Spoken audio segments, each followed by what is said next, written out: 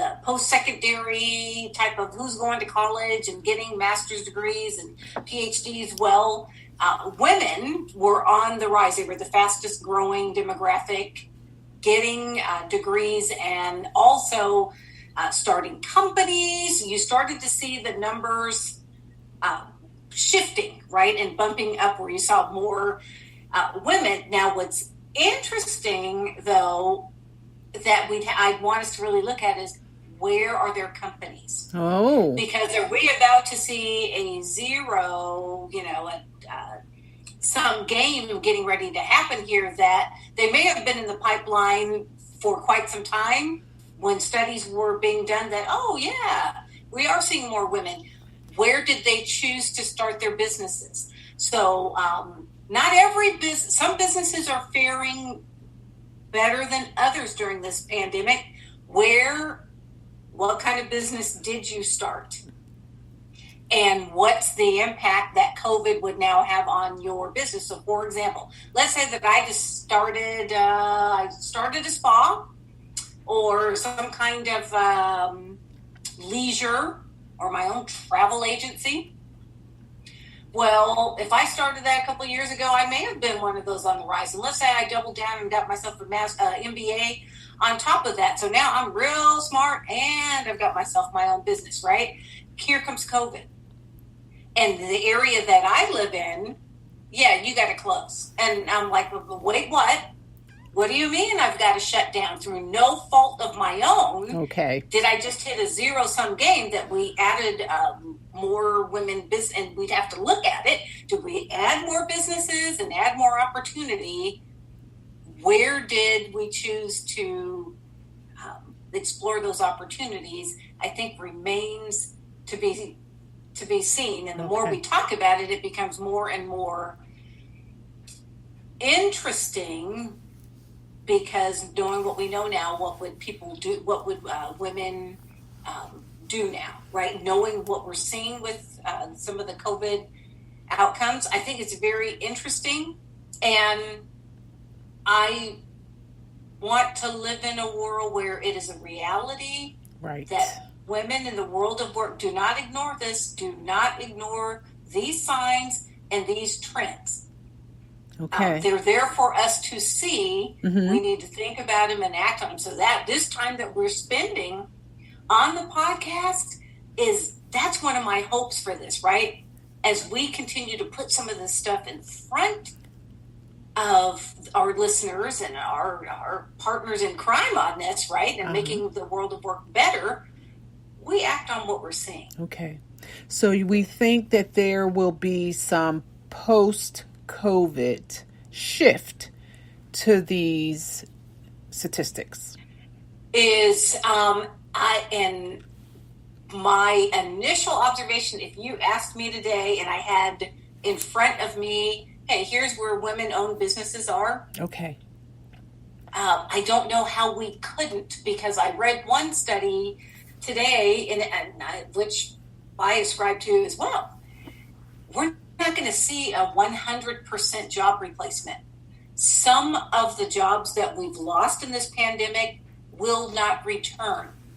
They're not going to make it back. Well, there you have it. I don't know what that percentage of those, I don't think anybody really knows yet on how many, what's the percentage of once the economy really opens again, who's coming back.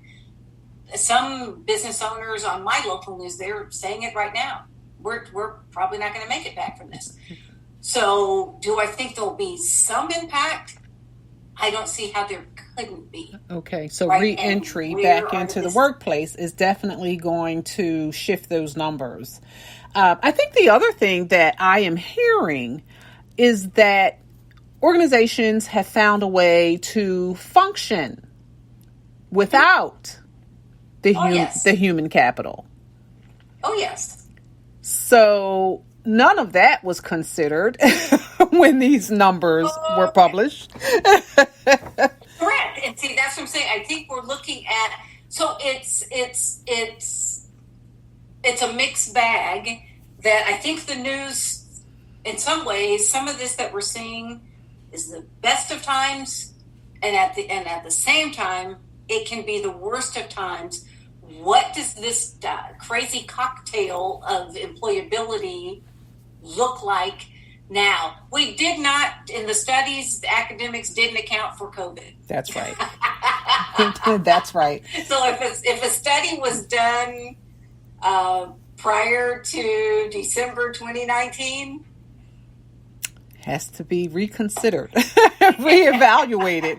And so, yes. And so then you have me over in the corner talking about gifts, talents, and things. Tap into your creative self, So that is another, that's another topic, and something that has been birthed out of this COVID epidemic, this paradigm shift that we've experienced. So, and again, for me, it has certainly allowed me to pivot into some of my my creative offerings. So that is something that I think it can be considered for other people as well. So Jasmine, before we go, I have a list of questions that I want to ask, but the trick is you are going to need to fill in the blank. okay. So I am going to start by asking you, Jasmine, you want to live in a world where what? Oh, how much time do you have?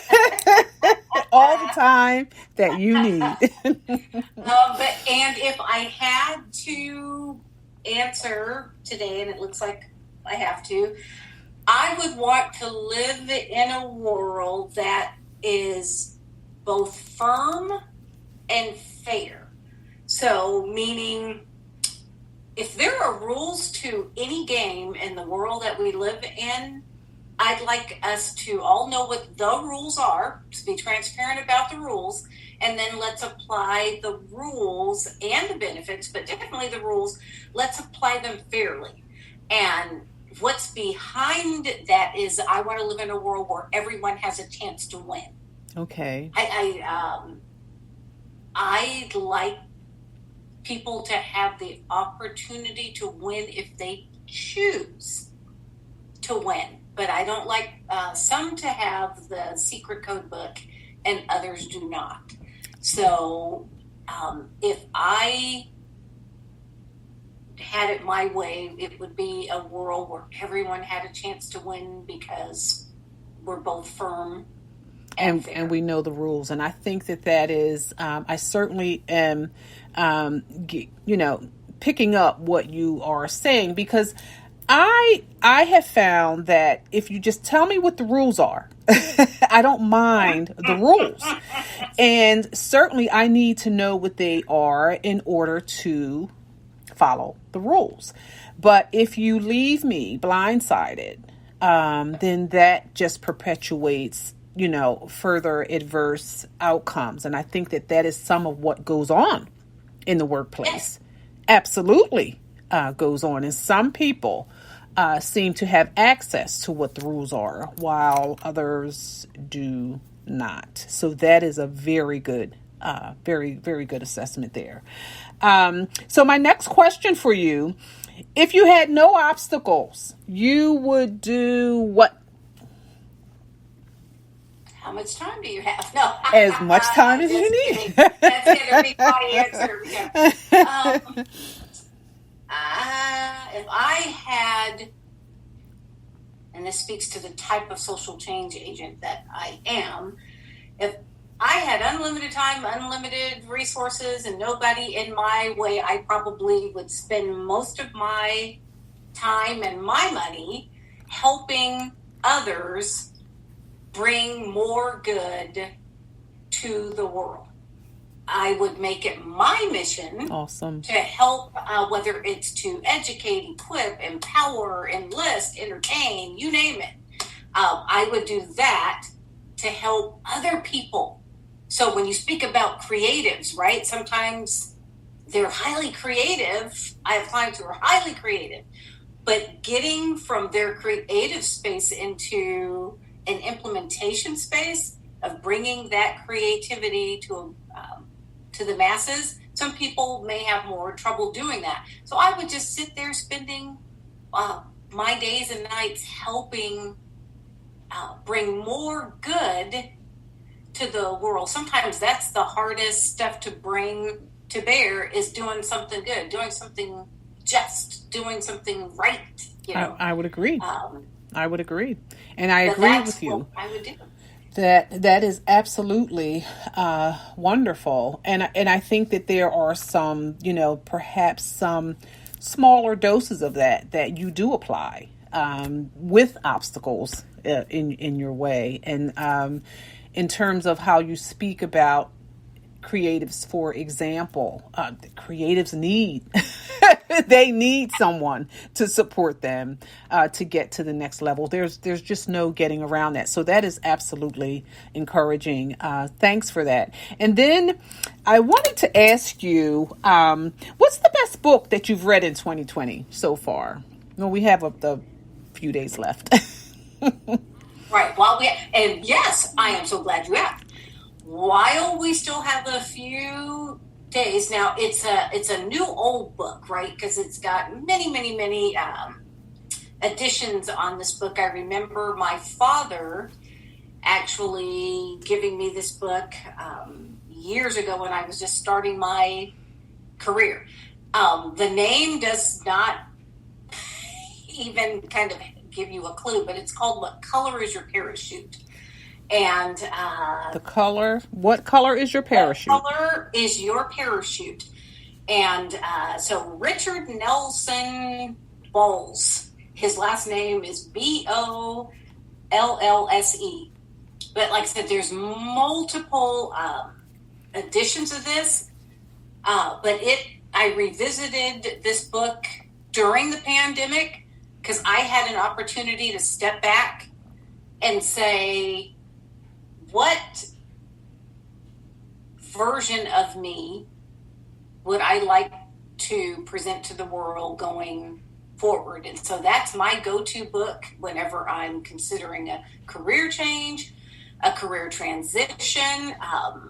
If I'm working my way to retirement and I'm like, what's my second act?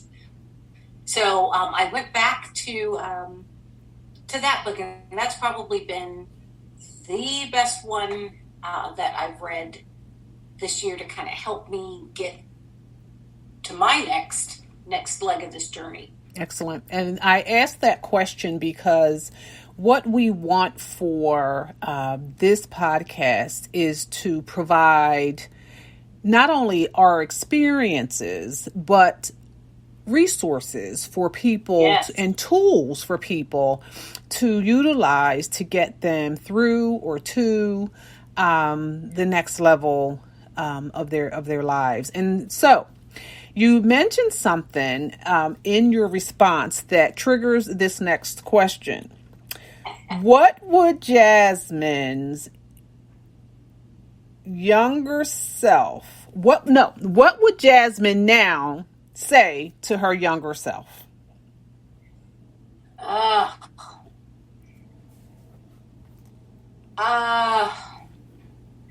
What is the greatest life lesson that I would say to me? There's been so many.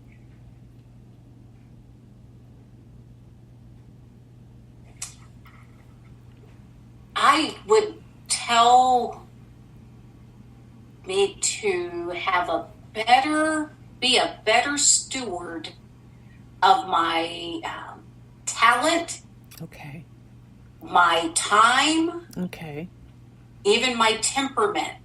Be a better steward of that, so I advocate more for me. I'm a personality psychologist, so I do a lot of studies around there. And there's a trait called conscientiousness. That's the one where you find the reliable people. You can always count on them. They're always ahead of the game, well thought out, highly organized, meticulous in what they do, detailed in what they do. Always willing to lend that helping hand. Well, I did a lot of that for a lot of the years of my career, and then all of a sudden I'm like, wait a second. I just poured in probably more than my